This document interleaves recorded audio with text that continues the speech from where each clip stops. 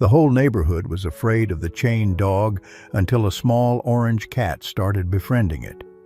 What happened next left everyone speechless. On the forgotten end of Sycamore Street, where cracked pavement surrendered to weeds and the houses seemed to sign under the weight of deferred maintenance, lay the yard everyone avoided.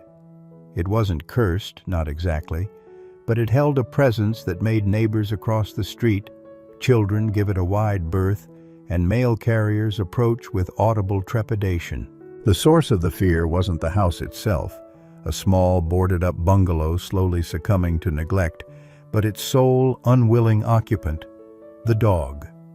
He was chained in the backyard, a space choked with knee-high weeds, discarded tires, and the general detritus of abandonment. A heavy logging chain, thick and rusted, tethered him to a stake driven deep into the parched earth near the back steps. His shelter was meager. The dilapidated overhang of the back porch roof offered scant protection from rain, and none at all from the biting winds of winter or the oppressive humidity of high summer. A dented, often empty water bucket and a scattered collection of moldy food remnants, evidence of infrequent, half-hearted attempts by someone, perhaps unseen neighbors or guilty passers-by, to throw scraps over the fence, were the only signs of care, if one could call it that. No one knew his name for sure anymore. Some called him Cerberus, guarding the gate to some suburban Hades. Others just called him that vicious dog or the chained dog on Sycamore. He was a medium-large mix, possibly with some shepherd or pit bull in his lineage, breeds often unfairly burdened by reputation, but neglect had blurred any distinct features. His coat was thick but matted, his frame leaner than it should be, his eyes holding a wary, haunted look when not blazing with defensive fury. And he was, by all outward appearances, ferocious. The clink of his chain was a constant, ominous sound. Any approach towards the sagging chain-link fence that separated his prison from the alleyway behind the house was met with an explosion of frantic, deafening barking and desperate lunges that tested the limits of his tether. He would hit the end of the chain with a sickening jolt, hackles raised, teeth bared, a terrifying spectacle of rage and fear. Most neighbors had long since given up. Initial calls to animal control years ago, when the previous tenants had apparently moved out leaving him behind, had yielded little result beyond cursory checks and pronouncements that he had shelter, the porch overhang, and occasional evidence of food and water. The system, overburdened and underfunded, prioritized actively roaming strays or clear cases of physical injury over a contained, albeit neglected and aggressive animal on technically private, though abandoned, property. So the dog remained, a fixture of fear and neglect. People speculated about his past. Has he always been mean? Was he guarding something? Or was he simply a product of his environment, isolated, neglected, perpetually chained? No one knew for sure, and few cared enough to investigate further. It was easier to just avoid that corner of Sycamore Street, to pretend the dog and the failure he represented didn't exist. He became a ghost in plain sight, his frantic barking the only evidence he was still alive, trapped in his lonely, weed-choked patch of earth. The fear he inspired created its own invisible fence, reinforcing his isolation, ensuring that the creature beneath the snarling, lunging exterior remained unknown, untouched by kindness, buried under layers of fear, both his own and that of the world outside his chain. The oppressive heat of mid-July held the neighborhood in its humid grip. Cicadas droned their relentless buzz from the mature trees lining Sycamore Street, and the air hung thick and still. Most residents sought refuge indoors, the silence broken only by the distant hum of air conditioners. But in the abandoned yard, the chained dog, let's call him Blue, for the melancholy hue that sometimes surfaced in his eyes during rare moments of quiet, panted heavily in the inadequate shade beneath the porch overhang, his chain a heavy burden in the heat. It was during this sultry afternoon lull that a new element introduced itself to the bleak tableau. A small orange cat, bright as a newly minted penny against the drab backdrop of weeds and decay, appeared at the edge of the alleyway, just beyond the rusted chain-link fence. It wasn't a large cat, perhaps not fully grown, maybe 6 or 8 months old, sleek and carrying itself with an air of curious confidence. It paused at the fence line, washing a front paw with meticulous concentration, seemingly oblivious to the potential danger just yards away. Blue, alerted by the flicker of movement or perhaps a scent on the still air, immediately scrambled to his feet, erupting in a volley of harsh, frantic barks. He surged forward, hitting the end of his chain with the usual jarring thud, his body tense, hackles raised, teeth bared in the familiar display of defensive fury. Any other creature, dog, human, even another stray cat, would have bolted instantly. But the orange cat merely stopped washing, lifted its head, and regarded the lunging, barking dog with wide, unblinking green eyes. It showed no fear, no aggression, only a calm, steady curiosity. After a moment, seemingly assessing the situation and judging the distance accurately, it sat down, tucked its paws neatly beneath its chest, and simply watched Blue. Blue continued his frantic display for several minutes, barking himself hoarse, lunging repeatedly until the chain bit cruelly into his neck. But the small orange cat didn't flinch, didn't run. It just sat there, a small patch of bright color against the green weeds, occasionally blinking slowly, radiating an aura of improbable calm. Eventually, Blue's barking subsided into frustrated growls, his lungs heaving from the exertion and the heat. He remained stiffly alert, watching the cat with suspicion, but the initial frenzy ebbed, leaving behind a confused, wary tension. The cat, apparently satisfied, resumed washing its paw for a moment, then stood up, stretched languidly, gave Blue one last calm look, and sauntered slowly back down the alleyway, disappearing around the corner. Blue watched it go, a low growl still rumbling in his chest, his body trembling slightly from the adrenaline dump. He sank back down onto the dusty earth near his water bucket, confused by the encounter. Nothing had ever reacted that way before. Everything ran. But the orange cat, Sonny, as he might have been named for his bright disposition, came back the next day, and the day after, and nearly every day that followed, usually during the quiet afternoon hours. Its routine varied slightly. Sometimes it would sit just outside the fence, calmly grooming itself. Sometimes it would meticulously stalk grasshoppers or butterflies in the alleyway nearby, seemingly ignoring the dog entirely. Sometimes it would find a patch of shade under a bush just beyond the chain's limit and curl up for a nap. Blue's reaction remained hostile initially, though perhaps fractionally less intense each time. He still barked, still lunged, but the duration seemed shorter, the frenzy less all-consuming. The cat's utter lack of fear, its quiet persistence in simply being there, seemed to bewilder him. It didn't fit the pattern of threats he had learned to anticipate.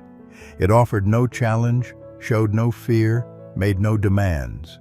It just existed, calmly, brightly, just beyond his reach.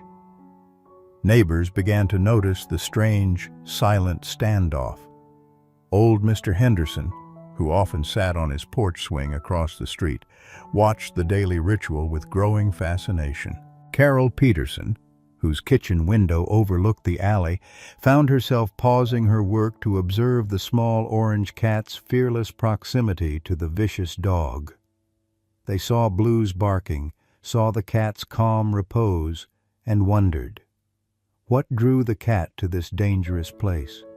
And why didn't the dog drive it away for good? It was a silent, baffling conversation happening in the feared corner of Sycamore Street, a quiet challenge to the established narrative of the ferocious, unapproachable beast. The orange visitor, small and unassuming, had arrived, and the lonely, fearful world of the chained dog would never be quite the same. Summer deepened, the relentless heat broken only by occasional thunderstorms that turned the abandoned yard into a muddy morass. Blue hated the rain. The porch overhang offered little real shelter, and the dampness seeped into his bones, making the ache from old injuries throb.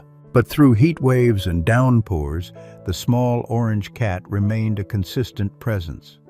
Sunny, as if governed by some internal clock, would appear most afternoons, finding shelter from the rain under a thick lilac bush just outside the fence, or seeking shade there during the blazing midday sun. Weeks turned into months. The dynamic between the chained dog and the free-roaming cat evolved slowly, subtly, almost imperceptibly to a casual observer, but noticeably to those like Mr. Henderson or Carol Peterson, who watched more closely. Blue's initial explosive reactions to Sunny's appearance gradually subsided.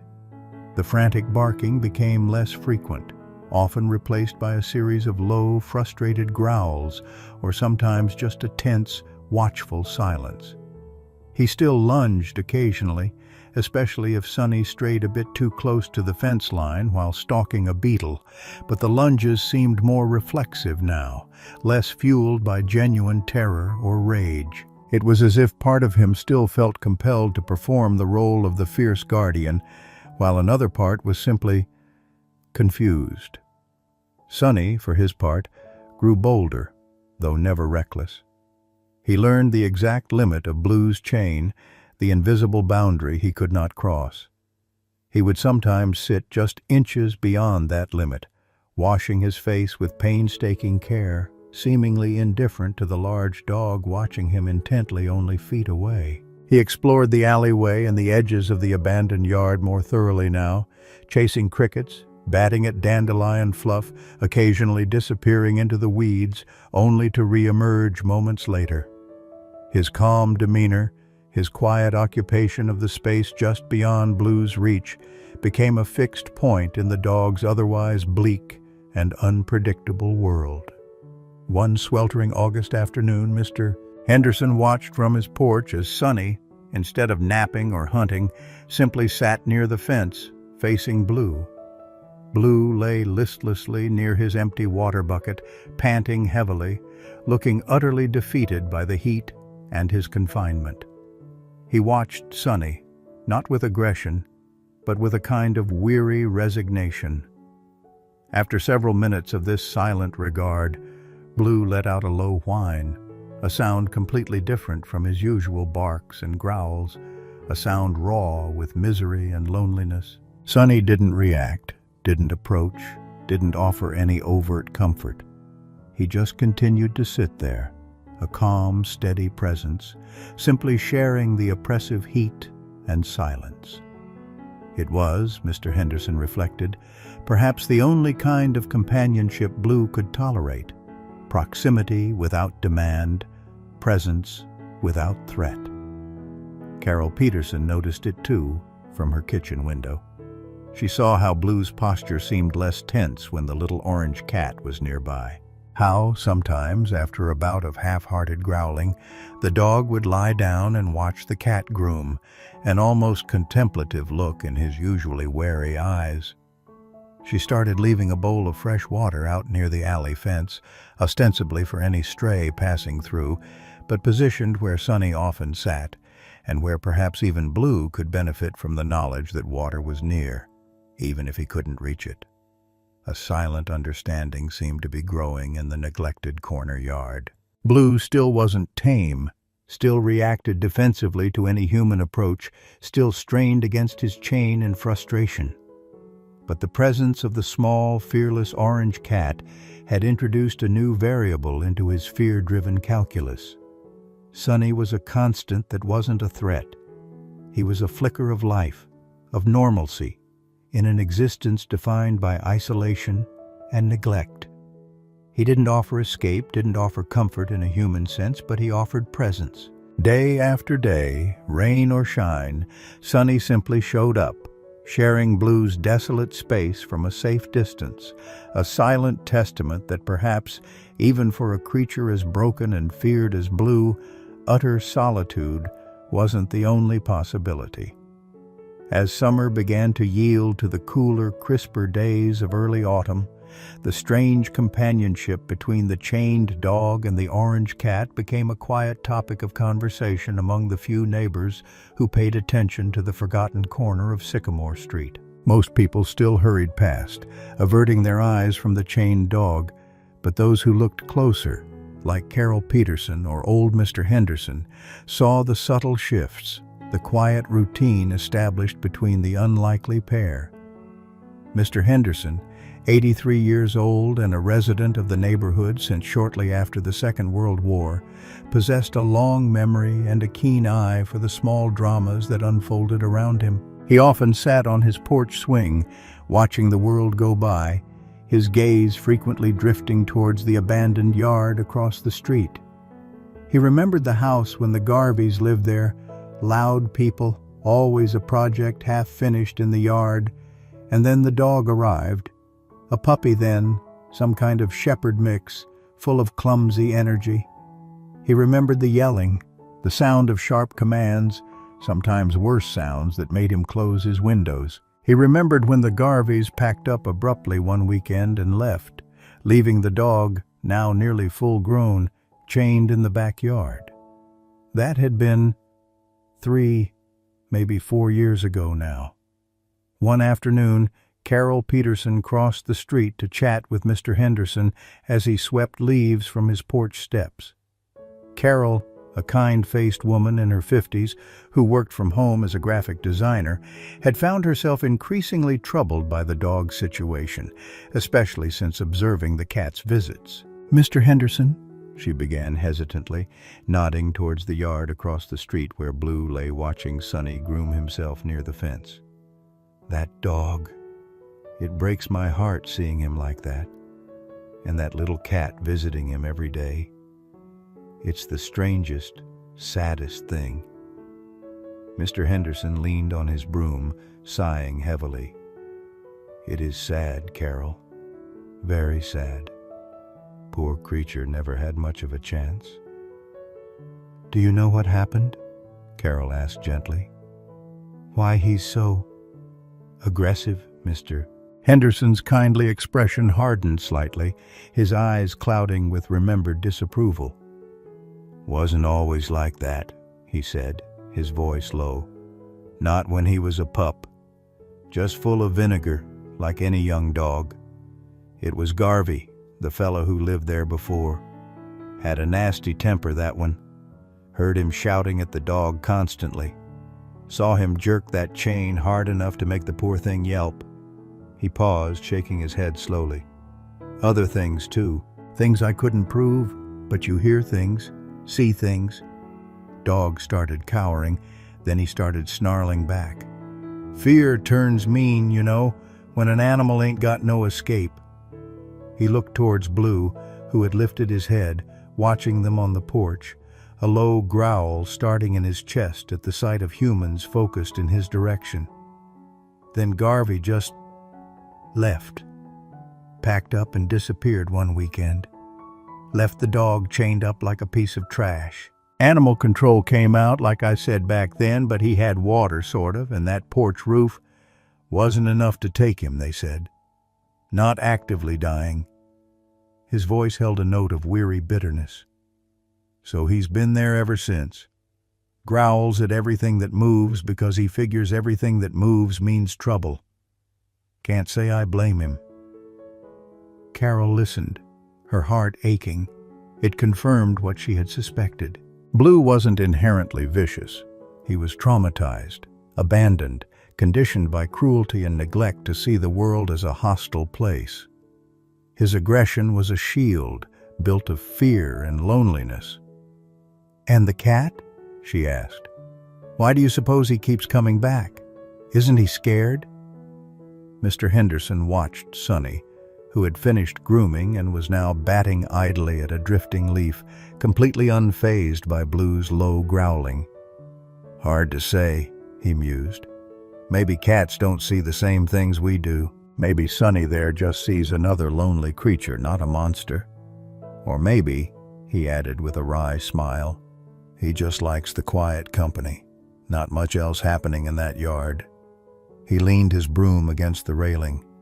Point is, that dog, Blue, I guess someone ought to call him something decent. He's been hurt bad. Not just his body, but his trust. Gone completely. Takes a heap of patience to mend something like that. More patience than most folks have time for. Carol looked across at Blue, then at Sonny sitting calmly nearby, an island of bright, unassuming peace in the desolate yard. A heap of patience. The little orange cat seemed to have it in abundance.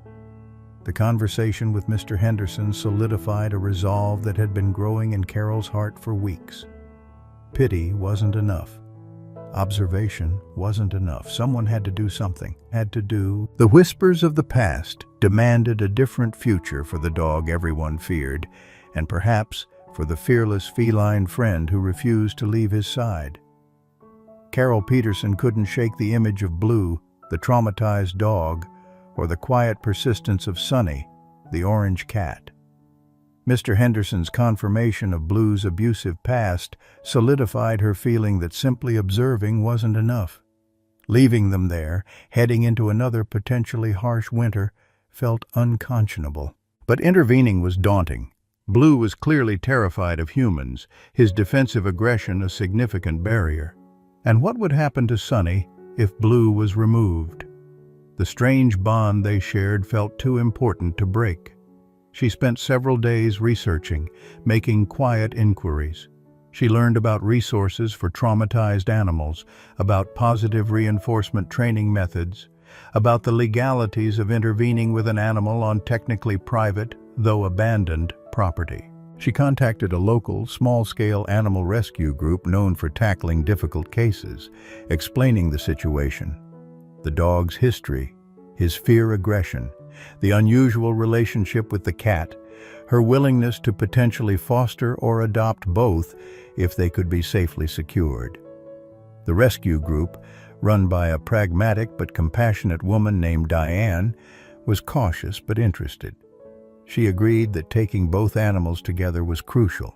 Capturing a fearful, potentially reactive dog like Blue would require immense patience and skill, likely involving building trust over time before attempting removal. Rushing it could be dangerous for both the dog and the rescuers. Carol, armed with advice from Diane, began her own slow process of outreach. She started spending time simply sitting quietly on her own back steps, visible from the abandoned yard but well outside Blue's perceived territory. She didn't approach the fence, didn't call out, didn't even make direct eye contact with Blue initially. She just was, a calm, neutral presence, letting him observe her from a distance. Sonny would often appear during these times, sometimes sitting near Carol before wandering over to his usual spot near Blue's fence line. After several days of this, Carol started talking softly, not directly to Blue, but just narrating her actions or commenting on the weather, keeping her voice low and calm. Blue still reacted with low growls or tense posture, but he didn't erupt into the frantic barking she provoked if she moved closer to the fence. Following Diane's advice, Carol began tossing high-value treats, small pieces of cooked chicken or cheese, gently towards the edge of Blue's chained radius, always underhand, always calmly, without expectation. At first, Blue ignored them or barked suspiciously. Sonny, however, quickly learned to snatch up any treats Blue didn't immediately claim. But gradually, Blue started tentatively sniffing the offerings after Carol had retreated, sometimes snatching one quickly before backing away again. It was a tiny crack in his armor of fear. This process took weeks. Carol was patient, consistent. She learned Blue's triggers, sudden movements, direct stares, loud noises, and carefully avoided them. She always made sure Sonny was around during her treat-tossing sessions, associating her presence with the calm cat and the positive reward of food. Slowly, painstakingly slowly, Blue's growls became less frequent when she appeared. He started watching her with wary curiosity rather than outright hostility. He still wouldn't let her approach the fence, but he stopped lunging every time she came into view. Working with Diane and an experienced animal control officer who understood humane capture techniques, they formulated a plan. Once Carol felt Blue showed a minimal level of tolerance for her presence nearby, they would try to secure him. The officer managed to get close enough during a moment Blue was distracted by Sunny to use a capture pole with a quick release loop, securing him safely but humanely. The moment was tense. Blue panicked initially, thrashing and growling, but Carol spoke to him constantly in the calm voice he'd grown accustomed to, and Sunny, sensing the commotion but seeing Carol, stayed nearby, a reassuring orange presence. Simultaneously, Diane gently coaxed Sunny into a carrier with some food. The cat, while wary of the carrier, trusted Carol enough by association not to bolt completely. The most difficult moment came when the officer carefully unclipped the heavy, rusted chain from Blue's collar. Freed from the tether that had defined his existence for years, Blue didn't bolt for freedom as one might expect. He stood frozen, trembling violently, looking around the yard with wide, terrified eyes, seemingly overwhelmed and lost without the familiar restraint. His whole body was coiled tight with fear and uncertainty. Seeing his distress, Carol asked the officer to wait a moment. She knelt down at a safe distance, speaking softly. Diane opened the cat carrier nearby. Sunny emerged cautiously, looked at the trembling dog, walked over, and rubbed gently against Blue's front leg, letting out a soft purr. It was a small gesture, but it seemed to break through Blue's paralysis. He stopped trembling quite so violently. He looked down at the cat, then back at Carol, then around the yard. He took one hesitant step, then another. He didn't run, didn't rejoice. He just stood there, looking utterly bewildered, but with Sunny now pressed reassuringly against his side.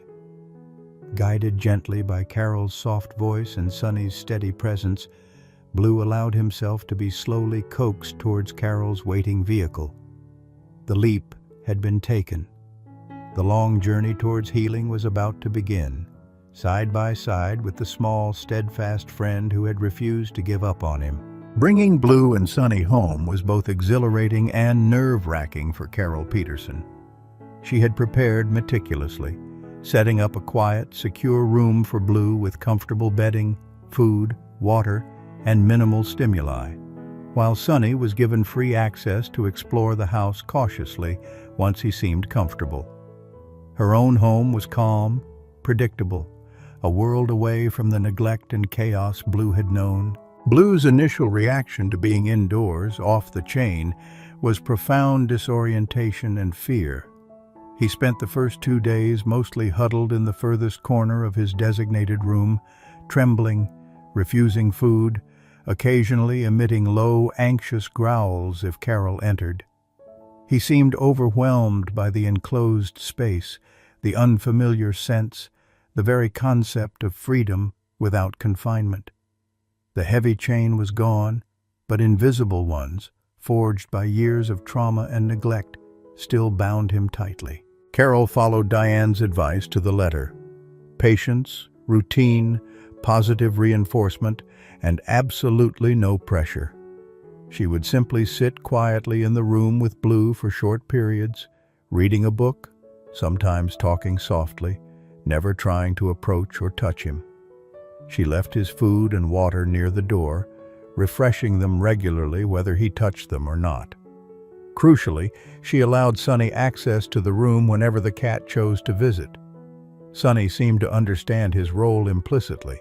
He would saunter in, perhaps rub against Carol's leg briefly, then find a spot near Blue, not too close but within sight, and settle down for a groom or a nap. His calm, utterly normal feline behavior seemed to provide a crucial point of reference for the terrified dog. If the little orange creature felt safe here, perhaps it wasn't a place of immediate danger. On the third day, Carol noticed Blue tentatively sniffing the food bowl after she left the room. Later, she saw he had drunk some water. Small steps, but significant. He still wouldn't allow her near him, scrambling back to his corner if she moved too quickly, but the trembling lessened slightly when Sunny was present. The true breakthrough happened nearly a week after the rescue.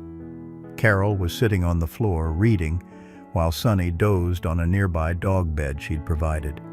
Blue was huddled in his corner, watching her with his usual wary eyes. Suddenly, Sunny woke up, stretched, and walked calmly over to Blue's corner. He didn't try to cuddle, just settled down a foot or so away from the dog, blinked slowly at him, and started purring softly. Blue watched the cat intently. He whined softly, a low, questioning sound. Then, slowly, hesitantly, he lowered his head slightly, his body relaxing fractionally. He didn't invite touch, didn't move closer, but the rigid terror seemed to ease, replaced by a profound weariness. And then Carol saw it, the barest flicker of movement at the base of his tail. A tiny, almost imperceptible wag. Once, twice. Tears sprang to Carol's eyes. It was the smallest sign, yet it felt monumental. The first indication that somewhere, deep beneath the layers of fear and trauma, the capacity for trust, for hope, for the simple canine expression of tentative contentment still existed. And it had been unlocked, not by human intervention directly, but by the quiet, unassuming, persistent friendship of a small orange cat. The journey ahead for Blue would be long and challenging. It would require months, perhaps years, of patience, professional guidance, and consistent positive experiences to help him overcome his deep-seated fears and learn to trust humans, to enjoy his freedom. But Carol knew, watching Sunny now resting his head gently near Blue's shoulder, that he wouldn't be taking those steps alone. Sunny, the improbable orange visitor who had dared to befriend the feared dog of Sycamore Street, had done more than just offer companionship. He had provided the key, the crucial bridge across the chasm of Blue's trauma. He had shown unwavering presence in the face of fear, offering a silent lesson in trust that no human could have taught so effectively. The first steps had been taken, tentative and fragile, but guided by the steady, quiet light of an unlikely friendship, towards a future where Blue might finally learn that not all hands were raised to strike, and not all silences were empty.